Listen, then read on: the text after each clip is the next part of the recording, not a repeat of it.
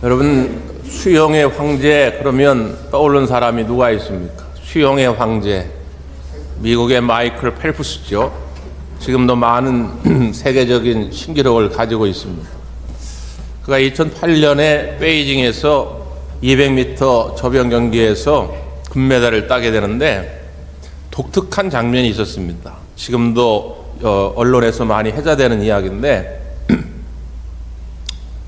그가 이제 물속에서 경기를 하게 되면 관중들은 다 알잖아요. 이미 결과를. 꼬린점에 도달했을 때 이미 펠프스는 금메달이 확정됐습니다. 그런데 물속에서 이렇게 나온 펠프스가 갑자기 물안경을 확 집어던져요. 표정이 안 좋습니다. 그러니까 순간 관중들은 아직 자기 기록을 확인하지 못해서 그랬나 싶었어요. 근데 전광판을 이렇게 보니까 분명히 금메달이고 그것도 당시 세계 신기록을 깨고 금메달을 딴 겁니다. 그런데도 그의 표정이 밝아지질 않아요. 그리고 그냥 나가버립니다. 그러니까 기자들이 궁금하잖아요. 그래가지고 입구에서 모여있다가 기자들이 물어본 거예요. 왜 그랬냐고. 그때 그런 말을 합니다. 경기 중에 이 물안경에 습기가 차가지고 앞이 잘 안 보였다는 거예요. 그 자기가 평소에 준비해 놓은 그 기량을 마음껏 발휘할 수가 없어가지고 짜증이 나가지고 던져버렸다는 거예요. 그럼 여러분 더 궁금한 게 있죠. 아니 그렇게 앞이 보일락말락한 상태인데 어떻게 세계 신기록을 깨면서 금메달을 땄냐 그 말이에요. 그때 펠프스가 이런 말을 합니다. 이런 사건이 있을 것을 대비해서 평소에도 경기장에 불을 다 끄고 보일락 말락한 그런 상태에서 연습을 수도 없이 한다는 거예요. 그래가지고 발을 몇 번 차면 반환점쯤 왔겠구나, 발을 몇 번만 더 차면 꼬린점에 도달하겠구나, 이걸 다 느낌적으로 안다는 거예요. 평소에 그런 것이 대비되어 있지 않았더라면 갑자기 물안경에 습기가 차가지고 앞이 안 보일 때 얼마나 당황했겠습니까? 아마 중간에 경기를 포기하거나 다른 선수 레인으로 넘어가가지고 실격 처리될 수도 있었을 거예요. 근데 평소에 대비를 잘한 것이죠. 우리의 인생도 마찬가지입니다. 우리가 살아가다 보면 갑자기 앞이 캄캄한 순간이 찾아와요. 어디로 가야 할지, 어떻게 해야 할지, 여긴 어딘지 정말 답답하고 속상한 그런 순간이 찾아올 때가 있다 그 말이에요. 그럴 때일수록 우리가 평소에 연습해놓은, 훈련해온 그 능력들을 발휘할 때입니다. 평소에 기도하면서 내 신앙의 힘을 기르고 말씀을 통하여 내 믿음의 능력을 길러왔다면 그런 순간 그 능력을 발휘할 때예요. 그런데 분명히 오랜 시간 동안 준비해 왔음에도 불구하고 갑자기 앞이 캄캄한 순간이 찾아온다고 해가지고 에라 모르겠다 하고 포기하는 경우가 생깁니다. 그건 주님의 뜻이 아니죠. 최근에도 어떤 성도분께서 몸이 너무 아프고 가정의 일이 너무 힘들어가지고 당분간 신앙생활을 좀 쉬어야 되겠다 하는 이야기를 저한테 했는데 얼마나 가슴이 아픈지 모릅니다. 한편으로는 참 내가 한 게 별로 없구나, 나름 그래도 말씀을 잘 준비해서 평소에 훈련을 잘 시킨다고 했는데 이 훈련시킨 것이 아무 의미가 없는가, 이런 생각이 들어요. 물론 좋을 때도 우리가 하나님께 영광 돌리는 삶을 살아야 되겠지만 힘들고 어려울 때일수록 더 하나님을 의지하고 하나님을 신뢰하는 마음으로 하나님께 영광 돌리는 삶을 살아가야 됩니다. 정말로 기도의 능력이 발휘되고 말씀의 능력이 발휘돼야 할 순간이 내 앞에 모든 것이 캄캄하게 보여질 때라 그 말이에요. 우리가 읽었던 이 베드로전서도 그런 말씀인데, 사도 베드로가 로마에서 지금의 튀르키예 지역, 소아시아 지역에 살고 있던 그리스도인들에게 쓴 편지가 베드로전서입니다.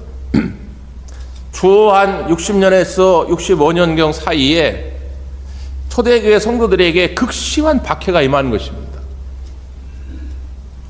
물론 많은 그리스도인들이 죽으면 죽으리란 각오로 그 믿음을 지켜갔지만 믿음에 연약한 자들은 쉽게 낙심할 수밖에 없었던 것이죠. 그래서 교회를 떠나고 예수님을 원망하고 예수님을 등지게 됩니다.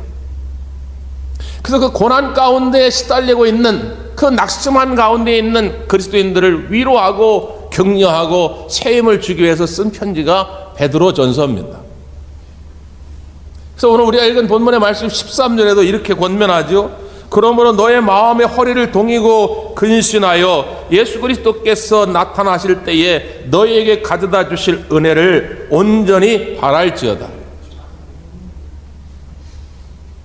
허리를 동이고 마음의 허리를 동이고 근신하여 정신 차리라는 거예요. 이럴 때일수록, 고난이 닥쳐올 때일수록, 어려움이 다가올 때일수록 더 정신을 바짝 차리고 그리스도께서 나타나실 때에 우리에게 주실 그 은혜를 바라보라는 거죠. 그리스도께서 나타나실 때는 언제냐? 재림의 때입니다. 공의로운 심판자로 다시 오시는 그때예요. 그때 우리에게 주시는 특별한 은혜가 있다는 거예요. 지금은 고난이 임하니까 악한 자가 승리하는 것 같고 선한 자는 패배하는 것 같습니다. 믿음 없는 자들은 오히려 잘 살아요. 근데 믿음으로 살려는 자들은 감옥에 끌려가거나 사자굴에 밥이 되어 끌려가 죽게 됩니다. 지금 우리 눈에 그렇게 보일지라도 하나님은 다시 오셔서, 예수 그리스도가 다시 오셔서 오늘 우리를 공의롭게 심판하실 것이더라. 너희들의 믿음, 너희들의 그동안 행한 모든 것들을 하나님이 갚아주실 것이다. 그러니까 그 은혜를 사모하면서 이 고난의 때를 잘 이겨내라는 거예요. 그러면서 그 다시 오실 주님을 기다릴 때 우리가 어떤 마음으로 살아가야 하느냐, 이걸 권면합니다. 자, 어떻게 우리가 살아가야 됩니까? 성경을 한번 다시 보겠습니다. 15절 16절입니다 15절 16절 시작. 오직 너희를 부르신 거룩한 이처럼 너희도 모든 행실에 거룩한 자가 되라. 기록되었으되 내가 거룩하니 너희도 거룩할지어다 하셨느니라. 내가 거룩하니 너희도 거룩하라. 레위기의 말씀을 인용하면서 이렇게 편지하고 있지요. 그러니까 고난의 때가 올수록 더욱 거룩한 삶을 살라는 거예요. 여러분, 이게 무슨 이야기일까요? 그러니까 평소에는 거룩해 보일 수 있어요. 거룩한 척 할 수 있다 그 말이에요. 그런데 고난의 때가 찾아오면 저 사람이 정말 거룩한 사람인가 아닌가를 알 수 있다는 거예요. 힘들 때일수록 더욱 거룩함을 지키라는 거죠.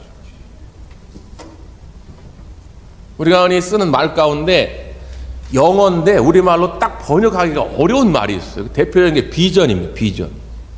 비전은 우리말로 번역할 때 꿈으로 번역할 수도 있고, 목표라고 번역할 수도 있고, 뭐 사명이라 번역할 수도 있고, 뭐 이상, 환상으로도 번역할 수 있고. 근데 우리말로 번역하면 그 본뜻이 딱 살아나질 않아요. 그래서 저도 어쩔 수 없이 비전이라는 말을 종종 쓰는데 우리 한글 순 우리말 가운데도 그런 것들이 있습니다. 그 가운데 제가 참 좋아하는 순 우리말이 거룩이에요. 거룩은 한자가 아닙니다. 순 우리말이에요. 한자로 굳이 바꾸면 뭐 성결 이렇게 할 수 있는데, 거룩하신 하나님하고 성결하신 하나님, 이게 뜻은 같은 건데 뭔가 어감이 달라요. 어감. 그 참 이 거룩이라는 말이 참 좋습니다. 그러니까 제가 이 단어가 어디서부터 유래가 됐나 검색을 해봤더니 16세기, 17세기 우리나라 문헌에 보면 거륵이라고 하는 단어를 썼어요. 거륵. 이건 뭐냐? 크다, 높다 그런 뜻입니다. 그런데 이게 19세기에 넘어오면서 그 문헌들을 보면 거룩이 되면서 성스럽고 위대하다 이런 뜻으로 바뀝니다. 그러니까 처음에 선교사들이 우리말로 성경을 번역하면서 이 단어를 찾아낸 것이죠.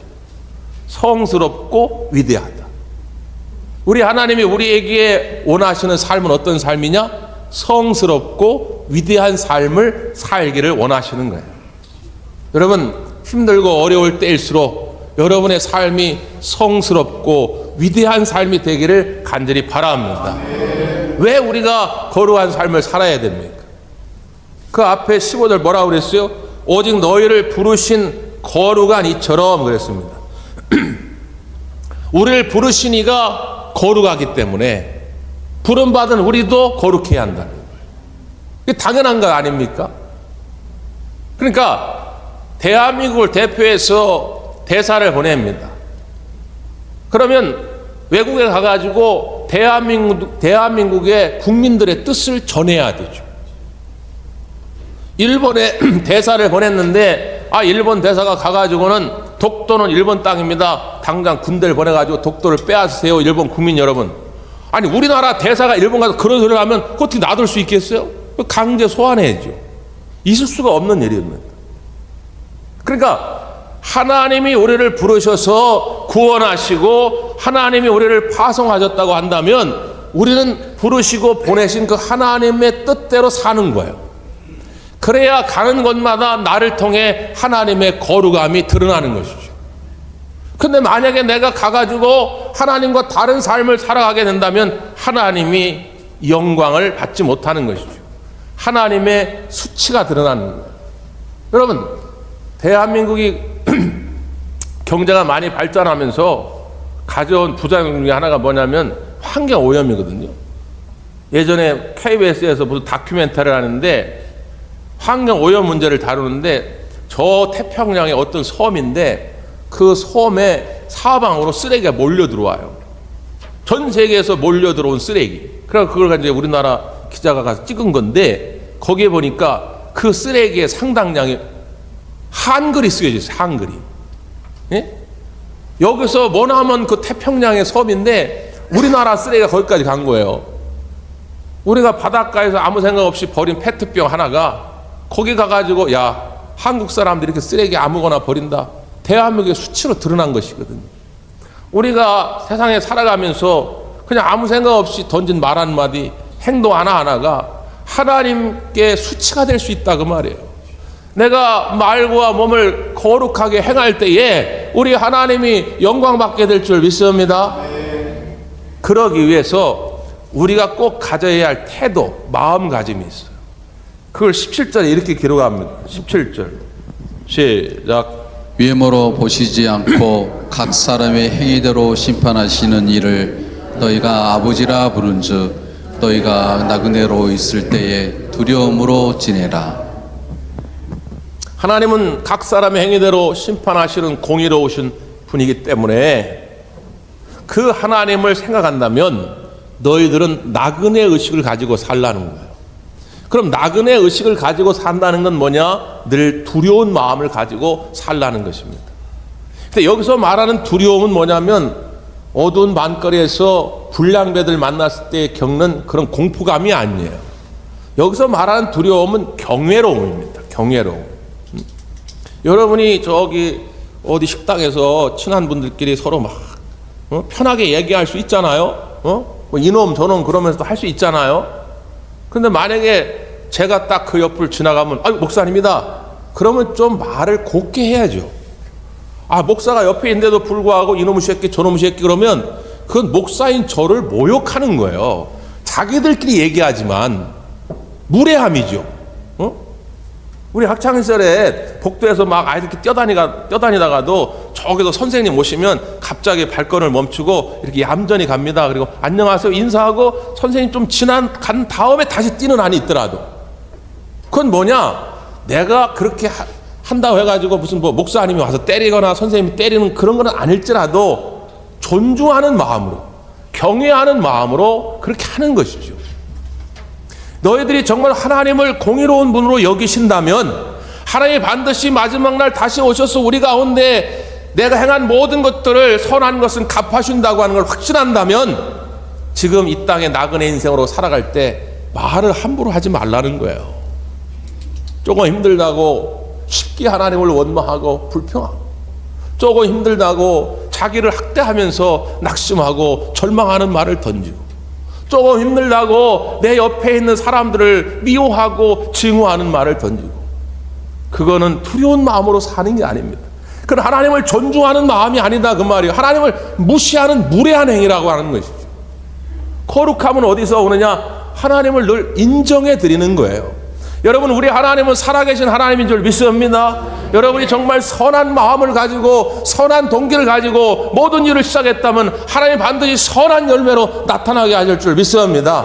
지금 좀 힘들다고 해가지고 쉽게 좌절하거나 낙심하지 마시오. 또 하나, 우리가 그 하나님의 거룩하심을 따라 살아야 할 이유가 있어요. 자, 성경을 한번 보겠습니다. 19절 20절입니다. 19절 20절 시작. 오직 흠없고 점없는 어린 양 같은 그리스도의 보배로운 피로 된 것이니라. 그는 창세전부터 미리 알린 바 되시니나 이 말세에 너희를 위하여 나타내신 바 되었으니. 여기 보면 우리가 거룩하게 된 이유, 거룩하게 될 수 있었던 힘은 어디서 오느냐? 예수 그리스도의 보배로운 피 때문에 가능했다는 거예요. 자, 이런 겁니다. 여러분, 우리가 거룩이라고 하는 개념을 생각할 때 세상 사람들은 높은, 아주 도덕적, 윤리적으로 어떤 높은 가치를 말할 때가 많아요. 그래서 세상에서 말하는 4대 성인, 그러면 예수님을 비롯해서 석가모니, 소크라테스, 공자 이런 사람을 말하잖아요. 도덕적인 수준으로 따지면 우리는 그들을 따라갈 수가 없어요. 우린 그리스도인이지만 석가모니의 윤리도 따라갈 수가 없어요. 공자의 윤리적 수준을 우리가 따라갈 수가 없어요. 근데 성경에서 말하는 거룩은 그런 거룩이 아닙니다. 히브리어로 말할 때는 카다시, 이게 거룩하다는 뜻인데 그 카다시라는 단어에서 코데시, 거룩이란 명사가 나왔어요. 이 말을 언제 쓰는 말이냐면 구별하다, 분리하다 그런 뜻이에요. 그러니까 거룩하다고 하는 말은 구별되어졌다는 거예요. 근데 여기서 또 오해하시면 안 됩니다. 이 구별되어짐을 배타적 구별, 배타적 분리로 생각하는 사람들이 있어요. 대표적인 사람들이 유대 근본주의자들이었어요. 그래서 유대인들은 자기들 외에 모든 자들은 다 지옥 갈 존재들이라 생각한 겁니다. 개보다도 못한 존재라 생각했어요. 심지어 베드로조차도 처음에는 이방인들에게 복음을 전할 생각을 못했어요. 아니, 저들은 당연히 저 지옥의 뜨거운 유황불에 던져져 가지고 죽음을 당해야 하는 존재들인데 왜 우리가 이방인들한테 가서 복음을 전해야 하지? 베드로조차도 그런 생각을 처음엔 가졌다 그 말이에요. 지금도 여전히 그 유대인들 극단적 일부가 이런 배타적 분리주의에 빠져가지고 자기들 외에 다른 사람들 다 무시해요. 평화를 말하지 않습니다. 공존의 삶을 살지 않아요. 그래서 지금도 팔레스타인 지역이 전쟁 가운데 있는 것이거든요. 거룩을 말하면서 갈등을 조장하고 전쟁을 조장하는 사람들이 있어요. 이건 성경적인 구별의 개념이 아니에요. 나하고 다른 누군가를 구별을 지어가지고 나랑 다른 자는 무조건 다 억압하고 짓누르고 없애버려야 할 존재로 생각하는, 이거는 잘못된 왜곡된 구별의 개념이다 그 말이에요. 그럼 성경에서 말하는 구별, 거룩은 뭘까요? 자, 예수님이 우리를 이렇게 정체성을 딱 말씀해 주셨어요. 너희는 세상의 빛과 소금이다. 그리스도인은 어떤 존재라고요? 빛과 소금의 존재. 여러분, 예배당 안에 불을 다 끄고 커튼을 치고 빛이 하나도 안 들어오게 한 상태에서 작은 촛불을 켭니다. 그럼 어떻게 될까요? 어둠이 물러갑니다. 빛과 어둠이 따로 떨어지는 것이 아니라 어둠 속에 빛이 있었는데 그 빛이 어두움을 물리쳐요. 여러분, 소금 보세요. 소금이 따로 떨어져 있어서 맛을 내는 게 아니에요. 설렁탕을 시켰는데 저는 개인적으로 설렁탕을 참 싱겁게 먹는 편입니다. 그런데도 불구하고 소금이 조금은 들어가야 돼요. 그런데 이 설렁탕에 소금이 들어가면 소금이 보입니까? 안 보입니까? 안 보여요. 근데 맛은 나요. 떨어져서 맛을 내는 게 아니라 그 몸이 건조한 상태에 소금이 들어가서 맛을 냅니다. 옛날 우리 어르신들 냉장고도 없을 때 생선 가져오면 그 고등어에다가 소금을 뿌려요. 안 뿌리면 금방 썩기 때문에 그 부패한 썩어질 상태에 소금이 들어가서 그 모든 것을 부패하지 않게 만드는 거예요. 구별되어진 삶을 살라고 하니까 이제 학교도 갈 필요 없고 직장도 갈 필요 없고, 야, 우리 저 산속에 들어가가지고 운막 하나 져놓고 우리끼리 살자. 이단들이 이렇게 말을 합니다. 그게 거룩한 삶이 아니란 말이에요. 힘들지만 다시금 어둠의 세상으로 들어갑니다. 어둠의 세상 속에 들어가 있지만 그리스도인들은 빛을 잃어서는 안 된다는 거예요. 부패한 이 썩어진 세상 속으로 들어가지만 그리스도인들은 소금의 맛을 잃어서는 안 된다는 것입니다. 그게 구별이요, 그게 거룩이다 그 말이에요. 그런데 이것을 가능하게 한 것이 뭐라고요? 예수 그리스도의 피, 그 십자가의 보혈의 은혜라는 거예요. 우린 이렇게 구별된 삶을 살아갈 수가 없었단 말이에요. 도덕적, 윤리적 수준으로 따지면 아무리 해도 우리는 석가도 따라갈 수가 없고 소크라테스도 따라갈 수가 없어요. 근데 예수 그리스도가 피 흘려 죽으심으로 말미암아 우리 모두가 다 하나님의 자녀로 구별되어진, 하나님의 거룩한 백성으로 구별되어진 존재가 된 줄 믿습니다. 이게 다 십자가의 은혜라 그 말이에요. 그 은혜를 힘입었으니까 그 십자가의 은혜를 기억하면서 우리는 힘들어도 거룩한 길을 가는 거예요. 일본에 가면 규슈라고 하는 지역이 있습니다. 일본은 기독교 인구가 1%밖에 안 돼요. 교회가 많지 않은데 유독 규슈에 가면 교회가 많아요. 왜 그러냐면 1600년대 초에 도요토미 히데요시가 기독교를 엄청나게 박해합니다. 근데 규슈에 온천이 많아요. 근데 이 온천을 뭐라고 부르냐면 지옥 온천이라고 합니다. 지옥 온천. 왜 지옥 온천을 불렸냐? 그 박해기에 도요토미 히데요시가 얼마나 잔인한 방법을 썼냐면 이렇게 그 예수님의 그림 있잖아요. 성화. 예수님의 그림을 가져다 놓고 이 그림을 밟으면 살려주고 이 그림을 못 밟으면 천도에 가까운 저 온천에 집어넣겠다는 거예요. 그래가지고 많은 믿음의 선배들이 그때 죽임을 당합니다. 수천 명이 죽어요. 자 보세요. 기독교인으로 의심되는 사람들 쭉 줄을 세운 겁니다. 저 앞에 사람들이 어떤 사람은 예수님의 그림 밟고 그냥 산 사람도 있겠죠. 그러나 대다수의 사람들은 밟을 수가 없어요. 그러면 자기가 보는 앞에서 그 사람을 거의 천도에 가까운 그 온천에 집어넣어버립니다. 들어가자마자 고통 속에 신음 속에 죽어가요. 그걸 보는데도 불구하고 나는 여전히 그 예수님을 밟을 수가 없어요. 십자가를 밟을 수가 없어요. 왜? 예수님이 나를 위해 십자가에 죽으셨기 때문에 내가 그 은혜로 말미암아 제사함을 받고 구별되어진 거룩한 백성이 되었기 때문에 나는 그걸 배신할 수가 없는 거예요. 그 십자가의 은혜를 나는 지켜야 되는 것이죠. 그래서 죽을 각오로 그 예수님의 성화 십자가 밟는 것을 거부한 거예요.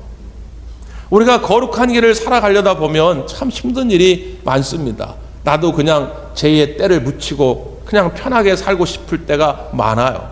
그러나 사랑하는 성도 여러분, 나를 위해 죽으신 그 십자가의 은혜, 그리스도의 피의 은혜를 다시 한번 생각해 보자는 거예요. 그 십자가의 은혜로 말미암아 여러분 거룩한 길 가기를 바랍니다. 그러면 목사님, 구체적으로 좀 더 어떻게 하면 우리가 거룩한 삶을 살아갈 수 있습니까? 이렇게 또 궁금해하는 분들이 있어요. 예? 그럴 수 있죠. 자, 성경은 분명하게 그 답을 제시합니다. 자, 성경 한번 읽어볼까요? 22절입니다. 시작. 너희가 진리를 순종함으로 너희 영혼을 깨끗하게 하여 거짓이 없이 형제를 사랑하기에 이르렀으니 마음으로 뜨겁게 서로 사랑하라. 거룩하게 살아가기 위한 구체적인 방법이 뭐라고요? 뜨겁게 서로 사랑하라는 거예요. 옛말에 곡간에서 인심 난다고, 곡간이 풍성할 때는 인심을 팍팍 써요. 뭐 웬만한 거 짜증도 안 내. 예? 그런데 곡간이 비어져 가면 갈수록 사람이 강팍해집니다. 예? 내 코가 석자니까. 지금 초대교회에 극심한 박해가 임했습니다. 박해가 임하기 전까지는 그래도 사람들의 마음에 여유가 있었어요. 웬만한 거에 그렇게 짜증내지 않았습니다. 쉽게 싸우지 않았어요. 그런데 박해가 임하게 되니까 직장에서도 쫓겨납니다. 당장 먹고 살기도 힘들어졌어요. 언제 잡혀 끌려가가지고 죽을지도 몰라요. 마음이 강팍해져요. 사랑이 메말라 가는 거예요. 그러니까 고난을 더욱 이겨내기가 어렵게 된 거예요. 야, 너희들이 하나님이 공의로우신 분임을 깨닫는다면 너희가 거룩한 길을 걸어가야 하는 이유가 너희를 위해 죽으신 예수 그리스도의 십자가의 은혜가 있기 때문이라는 것을 너희들이 깨닫는다면 힘들더라도 너희들 조금 더 사랑하는 마음으로 이 고난의 때를 잘 이겨내라는 거예요. 여러분, 고난 더하기 사랑은 소망입니다. 희한하죠? 고난이 있어요. 그런데 사랑이 더해지면 사람은 소망을 갖습니다. 힘든 일을 만났는데 그래도 우리 엄마 아빠가 나를 참 사랑하는구나. 난 이렇게 실패투성이 실수투성인데 엄마 아빠가 나를 사랑하는구나. 그래, 내가 다시 계획을 짜야지. 희한하게 고난이 닥쳤는데 사랑이 더해지면요 소망을 갖습니다. 그래도 우리 아내가 나를 믿어주는구나. 우리 아내가 나를 사랑하는구나. 그러면요 남자들이 힘을 내요. 사업의 실패 이런 건 별거 아닙니다. 나를 사랑해 주는 게 느껴지면 새로운 꿈을 갖게 되고 소망을 갖게 됩니다. 그런데 고난을 만났는데 사랑이 없어지면 절망입니다. 고난 때문에 인생을 포기하는 사람은 거의 없어요. 고난 그 자체가 힘들어서 인생을 포기하는 사람은 거의 없다 그 말이에요. 왜 인생을 포기하느냐? 고난을 만났는데 사랑이 없어요. 믿었던 가족들마저도, 믿었던 친구들마저도, 심지어 믿었던 교회의 믿음의 식구들마저도 다 나를 무시하고 멸시하고 다 나를 떠나고 내게 사랑을 베풀지 않을 때 그는 혼자 남습니다. 그래서 인생을 포기할 수밖에 없어요. 여러분, 가정에서 혹시 어려운 일이 생겼을 때일수록, 교회에서 어려운 일을 만날 때일수록, 직장에서 어려운 때를 만날 때일수록 뜨겁게 사랑할 수 있기를 바랍니다. 뜨겁게 그 사랑하는 모습을 통해 우리의 거룩함이 드러나고 나의 거룩함을 통해 하나님이 영광을 받게 되는 것이죠. 이것이 우리가 이 땅을 살아가야 할 귀한 목적이요 사명입니다. 이 아름다운 소명, 이 아름다운 꿈이 여러분을 통해 이루어지기를 간절히 바랍니다. 기도하겠습니다.